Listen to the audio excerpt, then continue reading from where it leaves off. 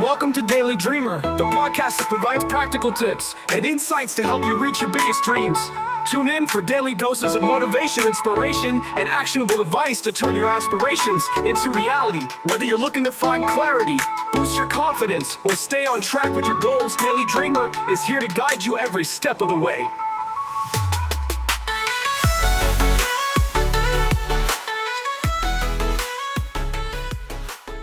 All right, welcome back, everyone. We're diving into something a lot of you have been asking about, Trump's trade policies, if he were to, return to the presidency. And specifically, we're going to zero in on those tariffs he keeps talking about. We've got a whole bunch of sources for this one economic analysis.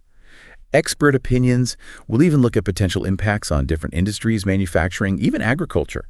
What we want to do is unpack not just what Trump says he'll do, but you know what experts predict those actions could actually mean for the economy, both in the U.S. and, globally. Yeah, it's interesting because it's not all just theory this time, right? I mean, we actually have some data, historical data from Trump's first term that can give us a little bit of insight into the potential consequences. For example, there was a study from the Peterson Institute for International Economics. They found that the tariffs imposed during that period ended up costing American businesses and consumers billions of dollars. Okay, so before we get into the specifics of Trump's current proposals, let's make sure we're all on the same page here. Can you break down just what tariffs actually are? Yeah. And why a president would even use them? Sure.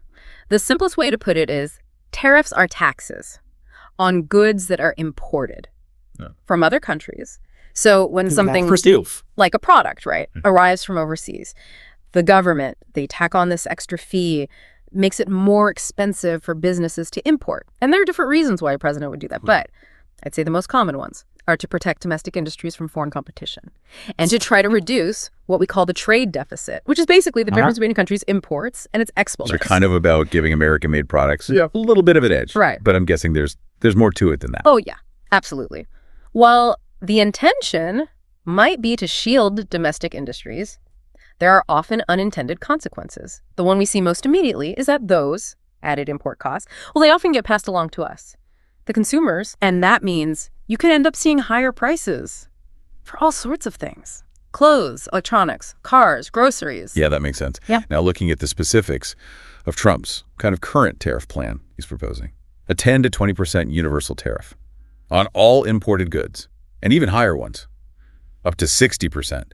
On goods from China. What are the goals he's outlined for these measures? He says he's got three main objectives. First, like we've talked about, safeguarding American jobs and businesses, especially in manufacturing. The second is to try to shrink the trade deficit. And the third is to use these tariffs as leverage to push other countries, particularly China, to adjust their trade practices. So the overarching goal is to establish what he calls a level playing field for American companies. Yes. Well, let's shift gears a little bit and focus on what I think you, the listener, really care about. How would this affect your wallet? What kind of impact could these tariffs have on the average American consumer? Well, based on some analyses from, sources like the Tax Foundation, we're looking at potentially significant price increases on a lot of everyday items. They estimate that a 20% tariff on all imports could raise the cost of clothing by an average of 22%, and electronics by around 12%, which translates to potentially thousands of dollars more per year. For the average household. Well, not just like a minor price bump, but a real hit to the budget. Exactly. And that doesn't even include the potential ripple effects on things like inflation and purchasing power. Right. When prices rise like that across the board, your money just doesn't go as far. Plus, there's the possibility of supply chain disruptions, which could lead to shortages or even delays for certain products. This is starting to feel like kind of a domino effect, right? Like one action triggering a chain reaction. That's a really good way to put it, because these tariffs don't exist in a vacuum. They really do have the potential to trigger a whole cascade of consequences across the global economy. Hold on. We're going to unpack those global consequences in part 2. Until then, stay with us. So picking up where we left off, let's explore how these tariffs could ripple out, beyond U.S. borders, impact the global economy. That domino effect we were talking about, what does that even look like on an international scale? Well, one likely outcome is retaliatory tariffs from other countries. So if the U.S. imposes tariffs on goods from, let's say, the European Union, they might just respond by doing the same thing to American products.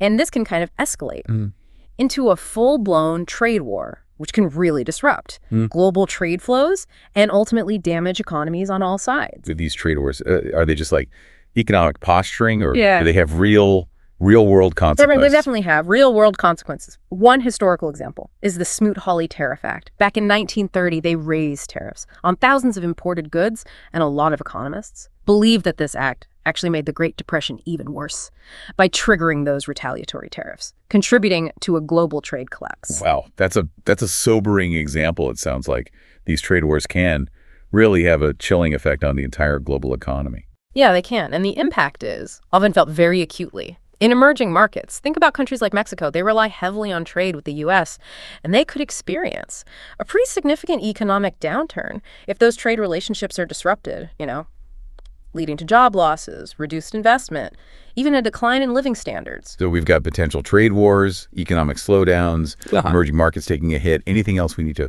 add to the list of global consequences? Well, we should also think about the potential impact on geopolitical alliances. If the U.S. adopts this more protectionist stance, it could strain relationships with key allies who really rely on open trade. And that could lead to a realignment of global power dynamics, with countries looking for new trading partners, forming new alliances. Almost like a whole global chessboard gets rearranged based on these economic moves. Fascinating. But before we move on from all the potential downsides, the sources you've brought mention a lot about small businesses. Can you tell us a little bit more about that? Of course, when we're talking about the impact of tariffs, it's easy to get caught up in these macro level discussions, GDP and trade deficits, but it's small businesses that often bear the brunt of these policy shifts. Can you give us a specific example of how a small business might be affected? Sure. Imagine a small business owner who runs a furniture store and relies on imported wood to make their products. Now, if a tariff is imposed on that imported wood, their costs suddenly increase. And now they're faced with some tough choices. Do they absorb those higher costs and reduce their profit margin, or pass the costs on to consumers through higher prices? Or maybe try to find a new source of wood, which could be time-consuming and expensive. Just kind of caught between a rock and a hard place. Exactly. And this scenario can play out across so many industries, from retail and restaurants to manufacturing and agriculture. We've painted a pretty bleak picture so far. But I have to ask, wouldn't there be some businesses that actually benefit from these tariffs? What about those American companies that compete directly with foreign imports? That's a great question. And it's true. Some domestic companies might see a potential upside. For example, American steel manufacturers, they might benefit from tariffs on imported steel because it would make their products more competitive in the domestic market. Well, there might be some winners. Sounds like the potential downsides are pretty far-reaching and significant. That's right. And it's important to remember that even for those businesses that might benefit, there's no guarantee of success. They still need to adapt to changing market conditions, invest in innovation, and maintain a competitive edge. Okay, so we've talked about the immediate impacts, both domestically and globally. But what about the long game? What could the long-term consequences of these tariffs be? Well, that's where we get into the realm of structural changes to the global economy. And that's what we'll unpack in part 3. Stay tuned. All right, so we've covered a lot of ground here, from, price hikes at the grocery store to potential global trade wars. But you mentioned something earlier that really caught my attention.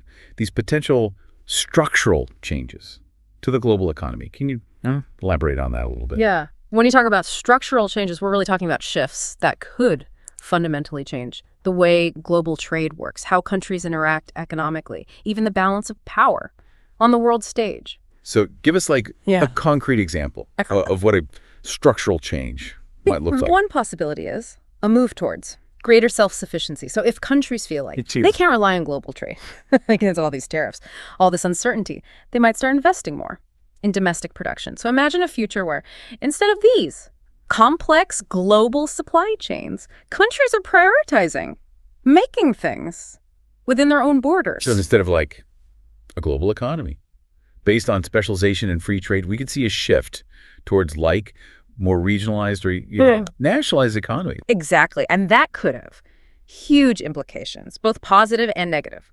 On one hand, it could lead to greater economic resilience, with countries being less vulnerable to disruptions in global trade. But on the other hand, it could also stifle innovation and limit consumer choice because countries might not be able to produce the same variety of goods as efficiently as they could through global trade. It's almost like rewinding globalization a little bit. What does that even mean for things like innovation and technological advancement? That's a really important point. One of the big engines of innovation has been global competition. When companies have to compete in a global marketplace, they're constantly trying to improve their products, reduce costs, develop cutting-edge technologies.